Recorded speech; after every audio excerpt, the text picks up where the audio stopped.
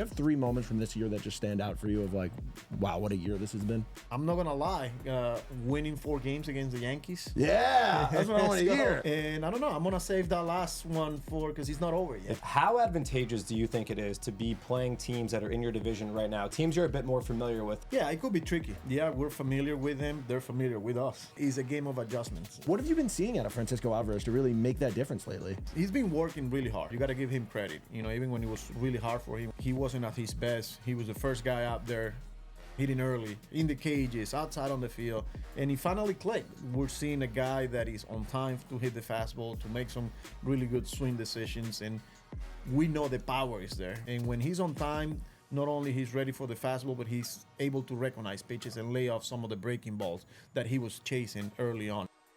Hey, thanks for meeting us at the Apple. I'm Vito Calisi. That's Jonathan Barron. I'm on Twitter at Vito F. Calisi. He's at JMB9191. You can follow us on Apple, Spotify, wherever you get your podcast. That's Meet at the Apple. And we're meeting with Carlos Mendoza. And Carlos, the name on everybody's mind right now, Luisangel Acuña, just been lighting up the base pass, lighting up Citi Field. Fans are excited. What's it like to see somebody just step up in such a big moment? Yeah, it's been great watching play, watching go out there day in and day out, and especially in the situation we're in. You know, he comes up and he's put right on the fire. You know, yeah. He's playing in Philadelphia. You know, some meaningful games, and you know, it seems like the moment is never too big for him. And then we come home, and you know, he's doing what he's doing. You know, making big plays on the field. You know, the day that he didn't start, he comes in and, you know, we're playing extra innings and the potential go ahead and run into third base, and he makes a play up the middle, like, he makes it look really easy. And then the past couple of nights, or, you know, the last 2 games, homers, you know, double, the way he's impacting the baseball. There's a lot to like, but his demeanor, he's been pretty impressive. There's some big games coming up, obviously, this weekend at Citi Field, but even looking past that, going to Atlanta next week, that's going to be a pretty unique experience for him. Have you had a chance to even talk to him yet and just let him know, like, hey, like, there's, like, this is what it's going to look like next week when we're over there? No, not at all. And I'm not planning on it. You know, you just got to take it one day at a time, one game at a time. You know, he knows where we at and the meaning of every game, but just let him be himself. You know, let's continue to have fun, continue to be the player that you know you're capable of, and just go out there and play your game. And he's picked up the role of Francisco pretty seamlessly. Of course, Francisco dealing with the back right now. What does it say about this club for its leader to go down and to respond by beating the Nationals 3 straight games, putting up a 10 spot in back-to-back games, Luisangel stepping in and giving the same production both offensively and defensively as your star shortstop has all year? Yeah, and I think we've shown that since day one or first week of spring training when we got the news that Senga was going to be out. You know, that was a big blow. But I think it's just that mentality of the next man up. You know, nobody's going to feel sorry for you or for us in this case. Somebody's got to step up, and that's what a lot of the guys that they continue to show up and we've been doing that the whole year. Losing Lindor, you know, obviously it's not pretty, you know, but we got really good players, you know, and guys will step up. We've seen Brandon Nimmo, we've seen Pete Alonso, Starling Marte. Every day, every game seems like it's someone different. Obviously, we can talk about our rotation and the whole pitching staff, but Luisangel Acuña, you know, so there's a lot of good players there, and they will continue to show up and they will continue to step up while Lindor is down. Yeah, we talked about this we talk about it all the time on the podcast, how deep this team is. I know the first time, and this is not the first time I've said this to you, 1 through 26, now through 28 on the roster, has made an impact all season. And some of those guys, you mentioned the Senga injury, the starting rotation has been, for our money, the best in the National League, going back to the middle of June now. I mean, statistically, it's the case. Best ERA in the National League. A guy like Tyler McGill comes back from AAA. He's given you 4 great starts. Jose Quintana, scoreless in 4 of his last 5 outings. David Peterson's breakout season. Sean Manaea's great season. Sevy's incredible season. From your perspective, you see the guys jumping around and they've got their own little celebration. How proud are you of that group and that room with Hef and all those guys to be doing what they're doing when no one expected it? Yeah, I'm proud. We are all proud. You're like a proud dad watching them? Yeah, I mean, because it hasn't been easy, you know.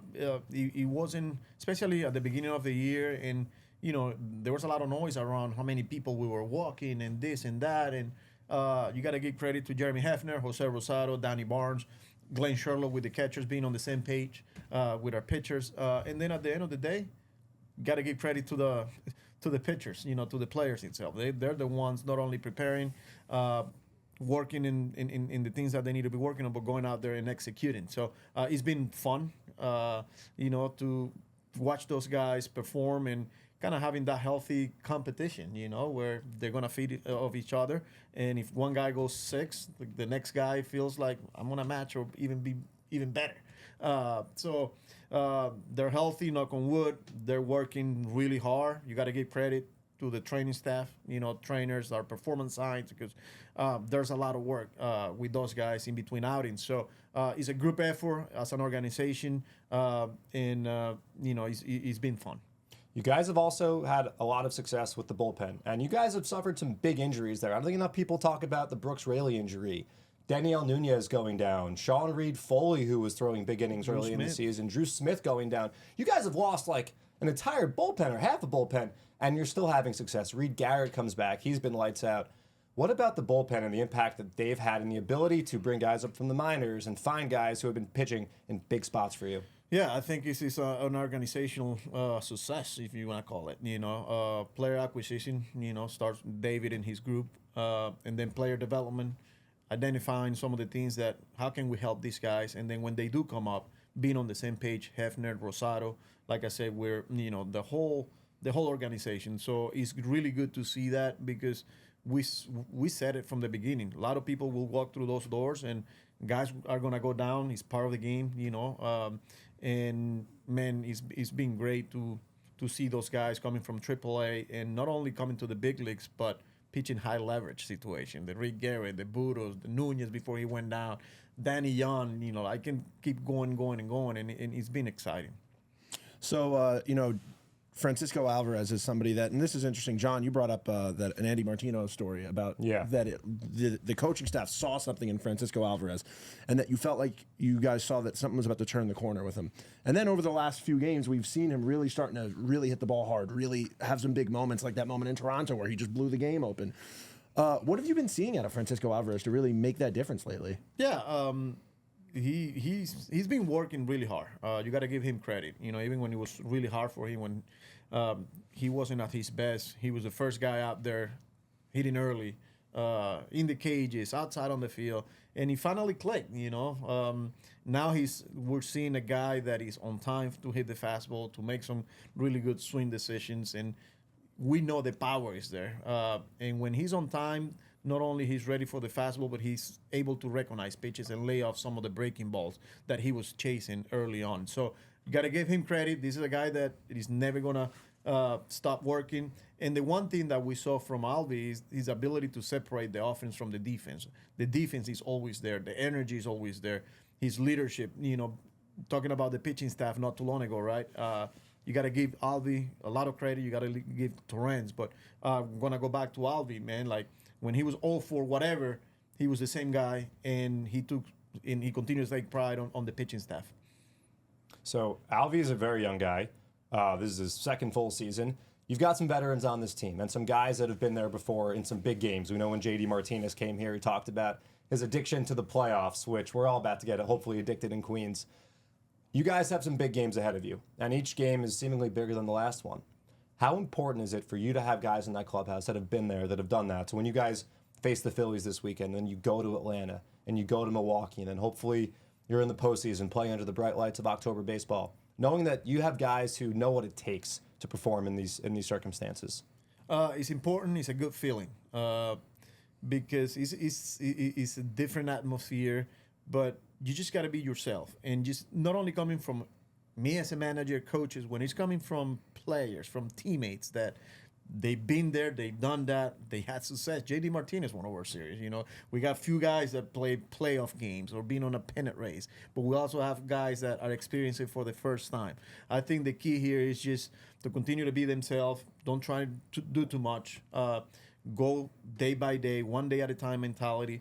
Don't change your routine. What got us here, keep doing it. So we're at the final homestand of the regular season right now, and it's been an incredible first year for you. We're just looking back, and we're talking to a lot of guys right now about, just some of their favorite moments. And you have 3 moments from this year that just stand out for you of like, wow, what a year this has been. Yeah. Oh boy. That's a good one. You know, there's a lot of moments, man. Like, Yeah. This is a OMG, right? Oh my God, season. That might be one of them. You know, Yeah. Jose Iglesias going out there after a win for fireworks, and but look, my first victory as a manager. Yeah. You know, starting one. I think it was 0-5, 0-4. I can't even remember. Ancient you know? history at this But point. just Who getting cares? just getting the first one, obviously for the first victory as a big league manager. I'm not gonna lie, winning 4 games against the Yankees. Yeah, that's what I want to So, hear. You know, Which and- one was your favorite of those 4? Oh boy, I mean, every All one of them. 4. Yeah, they were unique, man. You know, a lot of people that I have a lot of respect for, but I don't know. That was a feel good moment, right? And I don't know. I'm gonna save that last one for because it's not over yet. It's so coming. I guess I'll guess You're the always next time. thinking ahead. Yeah, you have to stay ahead of the game. You know. So I'm gonna save that one for our next podcast. All right, I like that. Having a guy like Lindor in the dugout, we know he's not playing right now, but we saw the yellow card, the red card, the whistle. Did you How know great- he was going to do that? Was Yeah, that well, I Can didn't you have the explain it, by the detail. way? Like, I didn't have the detail. He's like, you're gonna like what I got for the boys. I in the haven't dugout seen any today." slide tackles out there, so I don't understand. What can you explain what the yellow card and the red card are symbolic of? I'm gonna leave that to I'm gonna keep that in house. But no, it's just he wants to be involved. You know, like this is like a game that they have going on after every pitch or a reaction after a foul ball, and he wants to make sure that he's present. They feel in his presence too from the dugout. So So how great is it having him, even though he's not contributing on the diamond, knowing that he's still making an impact with his teammates, helping out, and just being there for his teammates as a guy to lean on, a leader. yeah, and that says a lot who he is as a player, as a person, and how much he wants it for this team. Like he's very involved on our hitters meeting. He's very involved in our pregame preparation, and then in the dugout. He's just not playing, but his presence overall throughout the day during the game is fantastic. the presence in the dugout, the just energy you guys have had, and we've talked about this, the connection of the fans to the dugout, to the boys in the clubhouse. We saw on Tuesday night when the fans were scoreboard watching. We saw when the Braves lost the lead to the Reds. We saw the fans kind of go nuts. And you're really starting to see that Mets fandom just boil up and go crazy right now. How's it feel in a moment like that? You guys are already winning or having a great game. Look up at the scoreboard, you hear the fans go crazy, and you know like everything's really coming together at this moment. Yeah, no, it feels good. I didn't know what was going on, because we're just so locked in on our game, and I don't know where the fans are going crazy. And It's like a random ball, and then all of a sudden the crowd erupts. somebody took the lead. I was like, oh great, But our mentality continues to be we have to take care of business. We have to win the games at hand right here, and. And then they finally show the final score, and the fans are going crazy. Look, we feel it. We feed off them, and we're expecting big crowds here for these next 4 games against the Phillies. I think you're going to get him. I think we can all agree on that. Phillies are a National League East rival.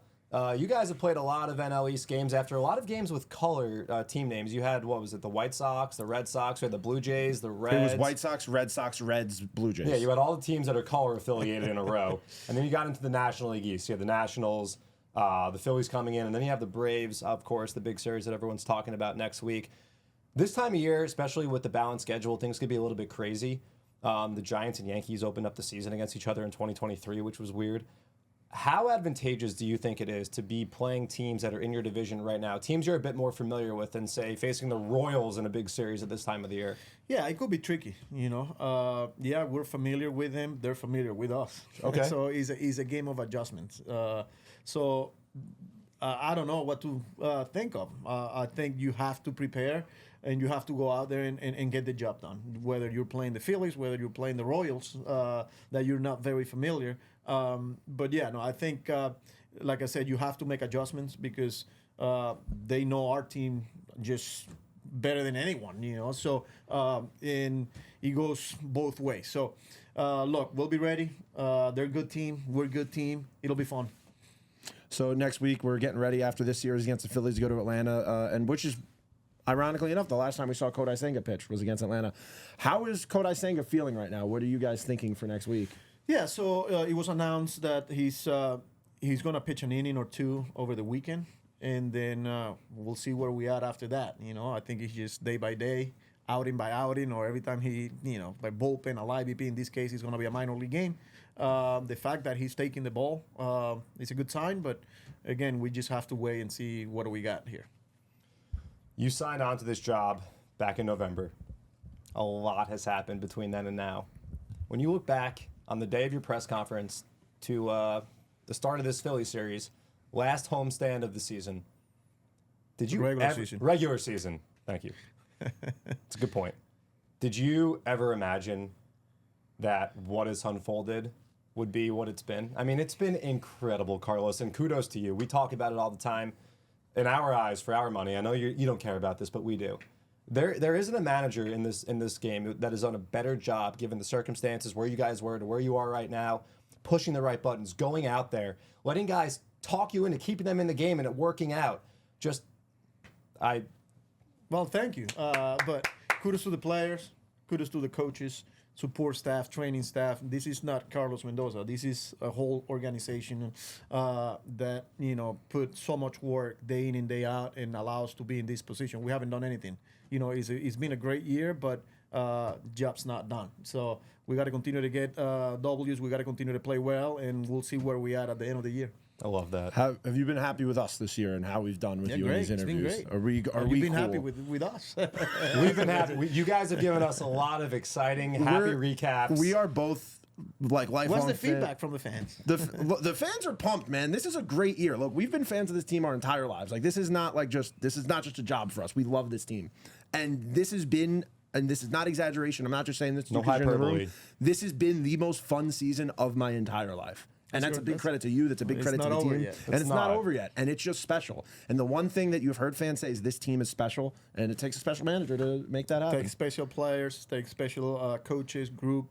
It's not just one guy. It's not 28. It's, there's a lot of people. Special podcasts. Yes, and, the one thing is this is a first-class organization that starts with ownership, Steve and Alex, and we got quality people here that wants not only to be a Met, but one was best for this organization. Yeah, it's just been a love affair all season. I mean, it's been incredible. Yeah, it's been fun. So we want to thank you for all the time you've given us, and we'll talk to you again pretty soon. We know that. Let's keep it going. Amen. Yeah, let's keep it going. Thanks, Carlos. All right, fellas. Yeah, appreciate you guys.